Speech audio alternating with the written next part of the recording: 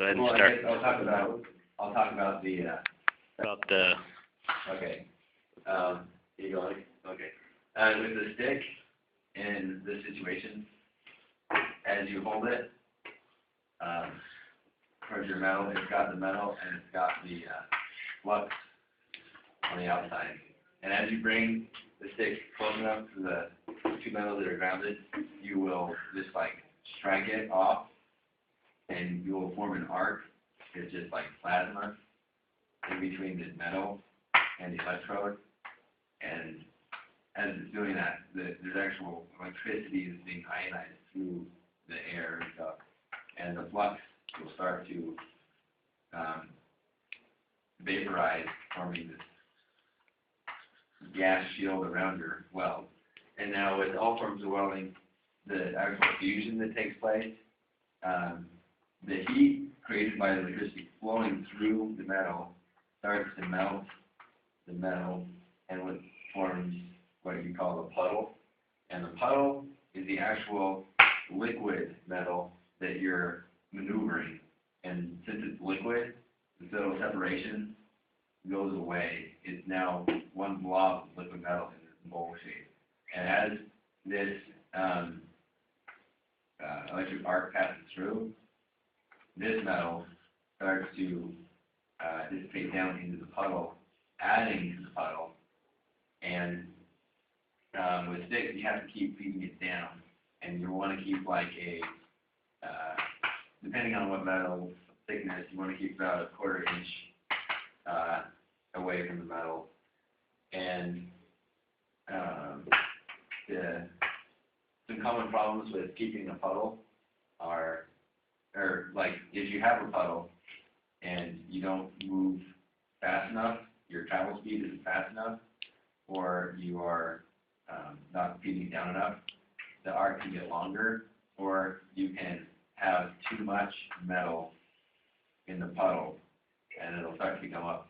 And if you don't have the right settings, which allow you to have the right travel speed and the right arc length, you will heat more of the metal than is required, and you'll have the whole piece of metal bow and warp. So you have to contain the puddle within the area. The puddle itself should be about the thickness of the metal you're welding, if not a little more.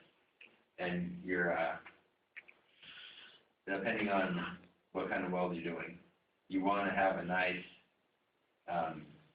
just a nice kind of arc to it. You don't want it to be like cut out. It may be melted down here, but you now have a fraction of the puddle you would before.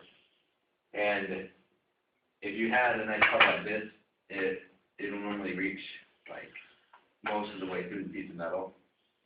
And say this was 1/4 inch, you probably have the whole piece of metal melted through. And if you travel too slow, the puddle will start to build up and then like spill out the sides, and it won't fuse here. And this can create the weak weld in the fact that now the puddle is flat and wide. It kind of just flattens out. And get rid of a lot of this stuff so I can show better. But if you have just a pancake of a puddle, and sometimes it'll start to, it might blow through, where the metal starts coming out the bottom and building up on the bottom, and then it'll all just pour out, and that's a blowout when the metal completely separates and you have the separation between the two. And then to fix that is really hard, building the metal back up, or you just ruin the piece of metal. Now, there's different types of welds you can do. The main types are a butt weld, which is putting two pieces of metal straight together, like a butt weld with these two pieces of metal would be aligning the flat sides to be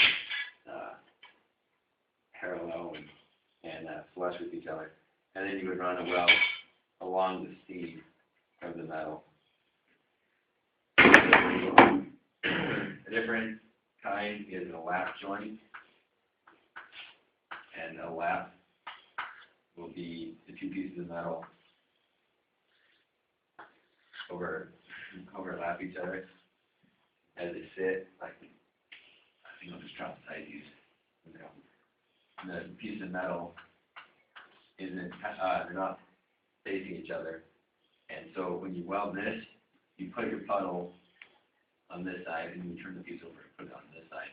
And so it's bonded here and here. This is a common repair weld for like farm applications and stuff.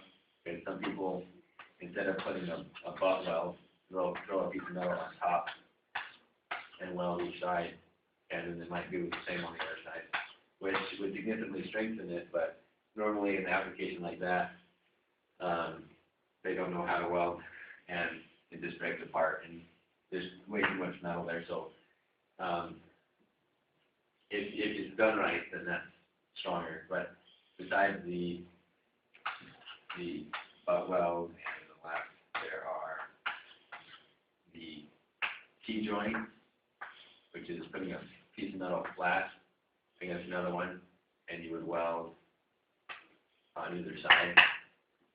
And that one's a bit tricky with any of them because gravity is pushing the weld puddle out because it's a liquid and stuff. It will start to form this way if you're not traveling fast enough or it's too hot. Or you can get a blowout, and the piece you have sitting will then like have a big chunk out of it, and you'll have to get a whole new piece. And that I'd probably say would be the hardest weld for obviously assembly wise, because you have to control the heat and everything. Another kind is the corner joint, which is you have two pieces of metal, tip to tip, and you can weld like this, or you might be like a lap corner or something, I don't know.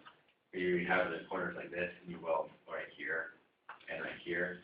Either way works. This one might be way more structurally sound. And I'm trying to think the other ones.